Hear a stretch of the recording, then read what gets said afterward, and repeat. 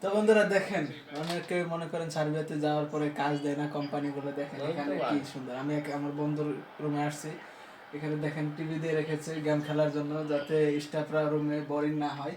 তো এই দেখেন, এই অনেকগুলো ক্যাসেট আছে এখানে, আপনাদের একটু দেখায়। এই দেখেন, এগুলো সব কোম্পানি থেকে দিয়েছে, এগুলো সব গেমিং ক্যাসেট। তো এত বড় একটা টিভি দিয়ে রেখেছে শুধু গেম খেলার জন্য। তাহলে আপনারা যে বলেন যে যাওয়ার পরে কাজ দেয় না, এই করে না, তাহলে এগুলো কতটুকু সত্য? এখন আপনাদের জন্য, আপনাদের দোষে আপনারা কাজ এরকম হয় কোম্পানির ক্ষেত্রে। কিন্তু এখানকার কোম্পানিগুলো খুবই ভালো, যারা এই কোম্পানির সাথে ভালো ব্যবহার করে তাদের সাথে কোম্পানিও ভালো ব্যবহার করে।